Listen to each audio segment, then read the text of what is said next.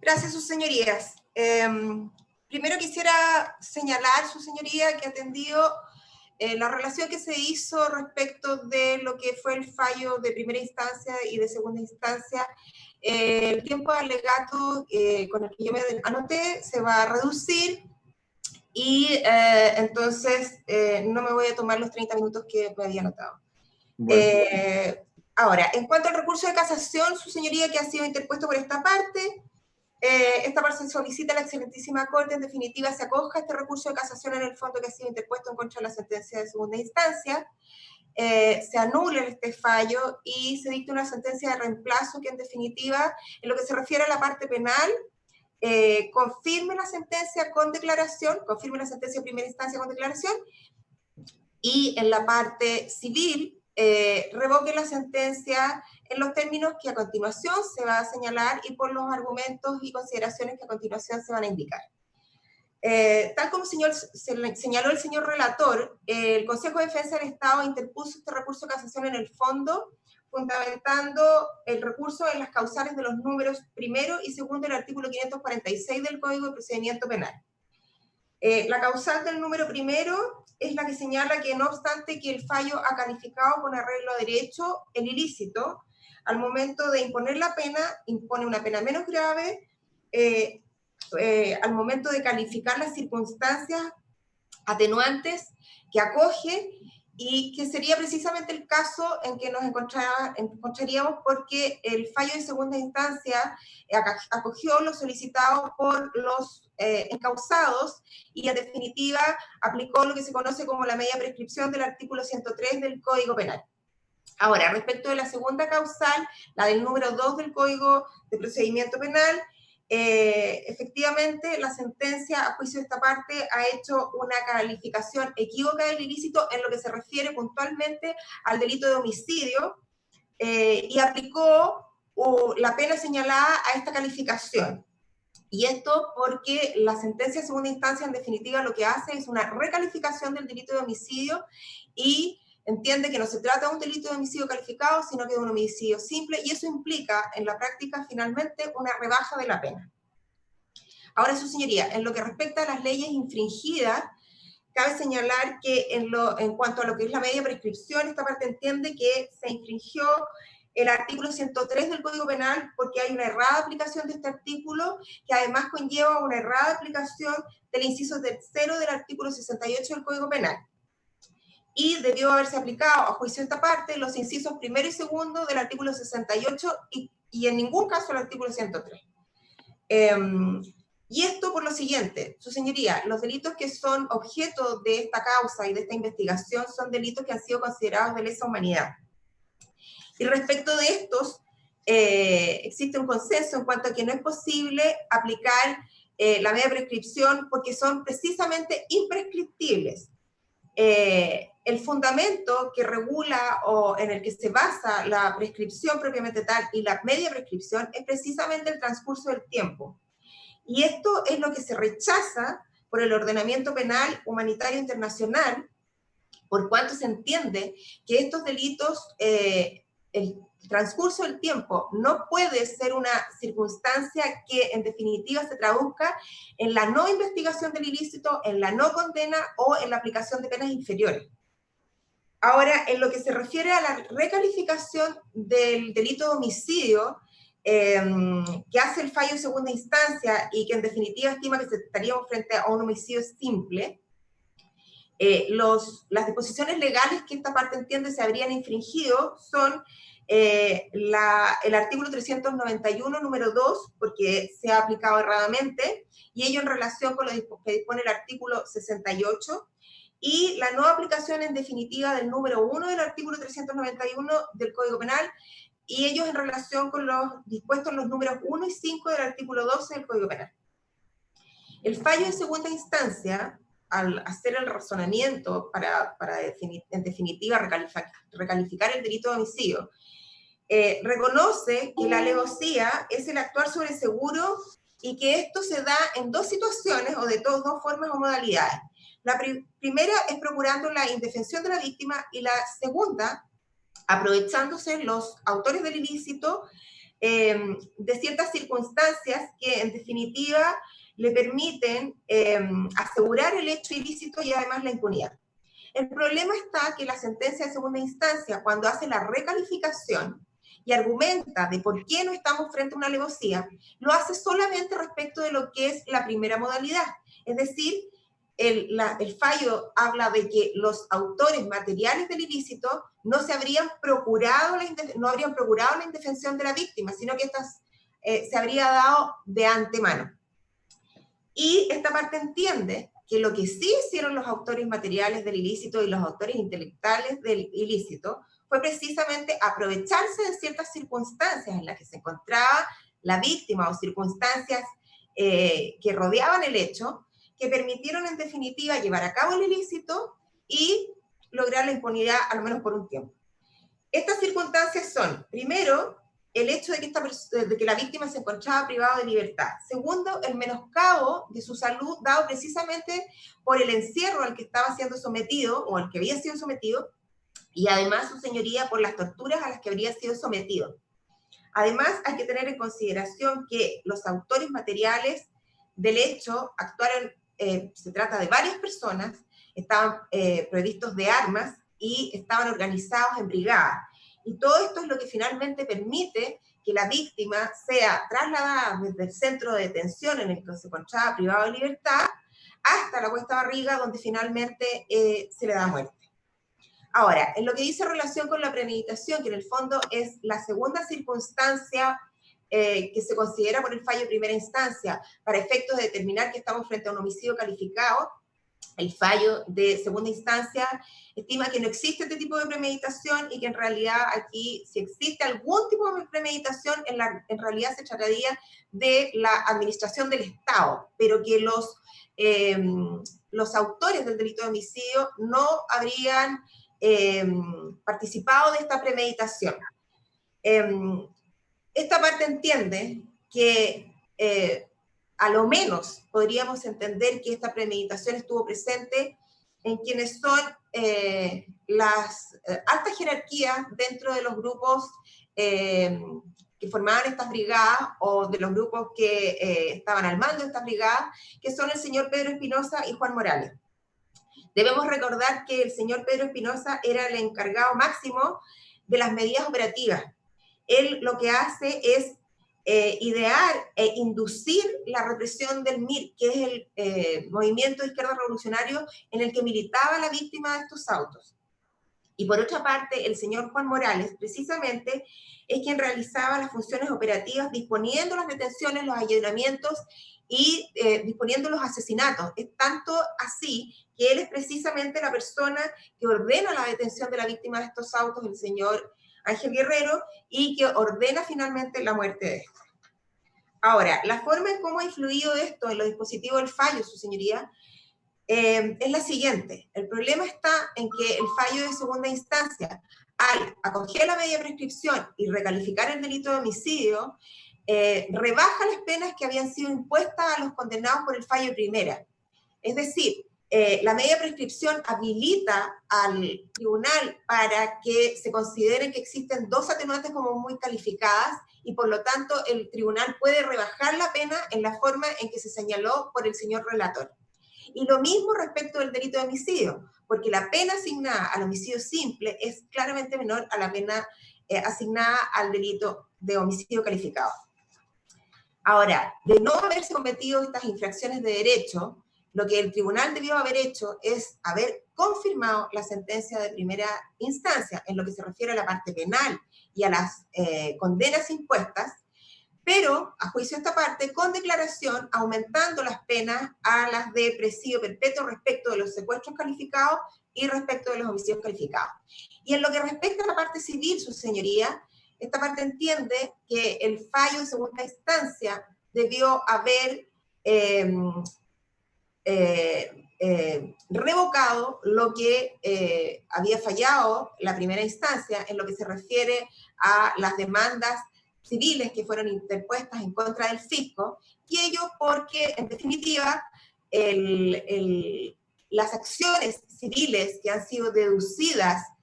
para obtener esta indemnización de perjuicios, a la fecha en que se interponen las demandas, se encontraban prescritas. Y en definitiva, la responsabilidad contractual del Estado se encontraba extinguida. Por lo tanto, no era posible acceder a estas demandas civiles. Y por lo tanto, esta parte solicita, en definitiva, a este excelentísimo tribunal que acoja el recurso de casación en el fondo que ha sido interpuesto por esta parte, en definitiva, anule la sentencia de segunda instancia por estar contraria a derecho, y dicte una sentencia de reemplazo que, en definitiva, confirme en la parte penal el fallo de primera instancia, aumentando las penas de los condenados a las ya señalados, y revoque el fallo de primera instancia en la parte civil, rechazando las demandas que han sido interpuestas en contra del juicio, del fisco, su señoría. Es todo cuanto puedo señalar. Gracias, señor. ¿Puede alegar, señor abogado, señor Delgado? Gracias, señor presidente. Con la venia de esta excelentísima Corte, alego en representación del Programa de Derechos Humanos del Ministerio de Justicia, solicitando desde ya se acoja nuestro recurso de casación en el fondo, intentado contra la sentencia de segundo grado dictada por la Ilustrísima Corte de Apelaciones de Santiago. Señoría, el vicio que nosotros consideramos que sostiene nuestra casación, nuestro recurso de fondo en contra de la sentencia en segundo grado, dice relación con el numeral segundo del artículo 546 del Código de Procedimiento Penal. Es decir, que nosotros creemos que haciendo una calificación equivocada al delito, se aplicó una pena en conformidad a esa calificación en relación al artículo 391, número 2 en particular, es decir, de homicidio simple. Nosotros creemos que en los hechos está acreditado, su señoría, y nada de esto fue modificado por el Tribunal de Alzada, de que Ángel Gabriel Guerrero Carrillo, dirigente estudiantil secundario de 24 años a la fecha de su detención, su señoría, fue víctima de homicidio calificado y también víctima de secuestro calificado, su señoría, en particular por el accionar de agentes de la Dirección de Inteligencia Nacional. Nuestro reproche, su señoría, de fondo, dice relaciones muy en particular con los considerandos que me gustaría que su señoría tuviese en particular atención. El artículo, me refiero a los considerandos 13º de la sentencia, su señoría, dictada por la Corte, en donde a nuestro parecer existen tres cosas en las cuales me voy a referir el día de hoy. Primero, creemos que el fallo, desde el punto de vista de la doctrina dominante y de la jurisprudencia, es regresivo y no se hace cargo de lo que consideramos alevosía y lo que consideramos hoy en día premeditación, conocida como calificantes del homicidio. También creemos que el fallo es regresivo, su señoría, respecto a aspectos claves en cuanto a la responsabilidad penal individual de las personas, como un principio que ya tiene más de 100 años, su señoría, afianzado en la jurisprudencia no solo de esta excelentísima Corte, su señoría, sino que a través de varios pronunciamientos de tribunales internacionales y de tribunales nacionales, ciertamente. Creemos también que es grave lo que se afirma en la sentencia, su señoría, respecto a confundir cuestiones y nociones de autoría y participación, que están superadas ya desde la década del 60, su señoría, con una argumentación que tiende a dar nociones equivocadas respecto a lo que es la premeditación, quiénes pueden cometer delitos con la agravante de premeditación, en este caso homicidio, y quiénes lo pueden cometer con alevosía. Creemos que la sentencia es confusa, pero sí se la juega por un argumento, su señoría, que a nosotros nos parece que no resiste análisis al tenor de la doctrina dominante. Y en esto voy a entrar en materia, su señoría, respecto al tema de la alevosía. El 13º, el considerando 13º, su señoría, señala que, a fin de cuentas, el plan que tenía la DINA y el plan que tenía la administración de la época, como dice literalmente el fallo,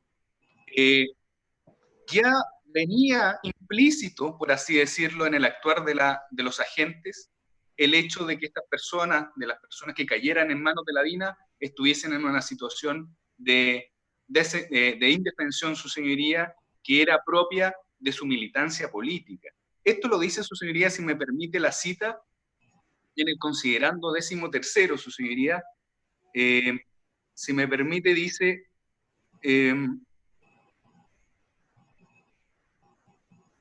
la ejecución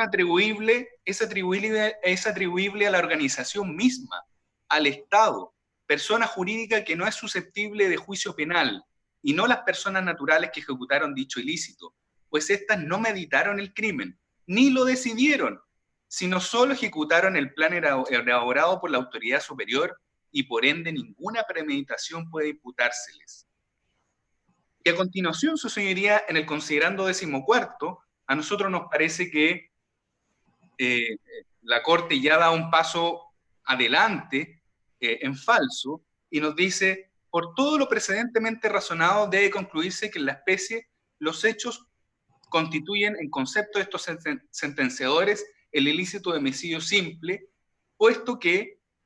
no es posible afirmar premeditación ni alevosía. Su señoría, y además indica de que en otro considerando, su señoría, si me permite, que en el considerando 10º, con anterioridad dice, razonar en sentido contrario equivale a concluir que todo homicidio cometido por los funcionarios de la administración a partir del 11 de septiembre de 1973, por el solo hecho de ser miembros del organismo armado del Estado, constituye alevosía, idea que desemboca en el derecho penal de autor. Es decir, se juzga a los autores por su condición de militares en un régimen político autoritario, y no por sus actos, los que esta Corte no comparte. Su señoría, nosotros me di el tiempo de refrescar estos considerandos del fallo que impugnamos, porque nos parece que confunde nociones, su señoría, muy importantes en el derecho penal, como es el principio de responsabilidad individual, un principio, su señoría, que se ha gestado inclusive y que ha quedado firmado desde la Primera Guerra Mundial, su señoría, incluso con la destacada participación de la Corte Suprema, de la antigua Corte Suprema alemana, su señoría, con sede en Leipzig, en donde se condenó, su señoría, y se afirmó ese principio respecto a ciudadanos alemanes que habrían cometido crímenes contra el derecho humanitario en el año 20, en la década del 20, su señoría, y es un principio también que ha tenido acogida en los procesos de Nuremberg, Tokio, su señoría, y repercusión en Yugoslavia y en el Tribunal Penal Internacional para Ruanda. Lo que nos quiere decir la Corte, su señoría, es que no se puede atribuir la calificante ni de alevosía ni de premeditación conocida a individuos particulares, sino que serían, y las circunstancias que rodearon al hecho delictivo, serían atribuibles al Estado como organismo estatal, su señoría, distinto de la persona individual. Y eso a nosotros nos parece que es un error categórico, es un error, su señoría, que no resiste análisis desde el punto de vista de los principios que hemos podido mencionar, y nos parece que tiene que ser enmendado fuertemente por esta excelentísima Corte, su señoría, en el sentido de que sí se puede responsabilizar de manera individual a través de las calificantes que concurren a la ejecución del hecho punible, en este caso del homicidio calificado por alevosía y por premeditación conocida. Ahora bien, respecto a las consideraciones del fallo en torno a la alevosía, su señoría, a nosotros nos parece que en los hechos que quedaron afianzados en la sentencia está perfectamente de acuerdo con lo que dicen nuestros principales comentaristas, su señoría, en materia penal. Hablo del profesor Curi y del profesor Garrido, por ejemplo, en donde se señala que actuar sobre seguro, su señoría, es precisamente aprovecharse o crear las situaciones o las oportunidades materiales que eviten todo riesgo para que el homicida ejecute el hecho delictual, limitando la reacción de la víctima o de terceros, su señoría. ¿Qué otro caso no existiría, su señoría? ¿Qué otro caso podríamos decir que es paradigmático respecto a casos donde concurre la alevosía o la premeditación conocida? Es muy difícil, su señoría excelentísima, que existan casos por violaciones masivas a los derechos humanos en donde al menos no haya una calificante respecto del homicidio. Es difícil imaginarse un caso de laboratorio, su señoría, en donde no puedan concurrir la alevosía, su señoría, y la premeditación. En este caso es claro, por los antecedentes que existen en el expediente y que quedaron afianzados en la sentencia, de que a Ángel Guerrero Carrillo se le hizo un seguimiento, se tenía en la lista su señoría que elaboraban los grupos operativos de la DINA, a él se le detuvo en una particular avenida de la comuna de Providencia, su señoría, se le tuvo cautivo al menos su señoría durante 5 meses a partir del 25 de mayo de 1976, tanto en Villa Grimaldi como después en el recinto de exterminio de Simón Bolívar, donde finalmente se toma la decisión por parte de los mandos operativos, Pedro Espinosa Bravo y de Juan Morales Salgado, su señoría, de que esta persona tenía que ser eliminada y hecha desaparecer. Desde esta perspectiva, su señoría, creemos que existen antecedentes de sobra, que no voy a enunciar, por supuesto, su señoría, porque es materia de este alegato, pero que ustedes, vuestras señorías, tienen a la mano con respecto a las circunstancias que rodearon la desaparición y después la ejecución de Ángel Guerrero Carrillo. Desde esa perspectiva, su señoría, creemos que se ha influido en los dispositivos del fallo y esto tiene vital importancia porque la Corte decidió que Juan Morales Salgado, Pedro Octavio Espinosa cumplieran una pena de 3 años y 1 día de presidio menor en su grado máximo como responsables de este homicidio simple. Creemos que las normas infringidas, como ya lo ha dicho mi colega en la palabra que me antecedió, son precisamente las razones por las cuales estamos buscando impugnar este fallo. Creemos que las penas y la calificación, señoría, no se contradicen con los hechos, y desde esa perspectiva le solicitamos que en la impugnación de fondo y en la decisión que vuestra señoría adopte, se imponga a Juan Morales Salgado y a Pedro Octavio Espinosa, al menos su señoría, las penas que se habían impuesto en primera instancia por el ministro don Miguel Vázquez Plaza, y considerando su señoría el artículo 68 y lo que la doctrina afirma respecto a si concurren una o más circunstancias calificantes en el homicidio calificado en particular, se aprecie por vuestra señoría una pena superior que podría llegar en este caso como homicidio calificado a presidio perpetuo calificado.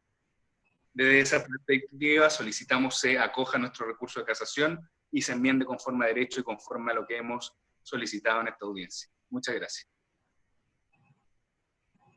Gracias, señores abogados. Terminada la vista de la causa.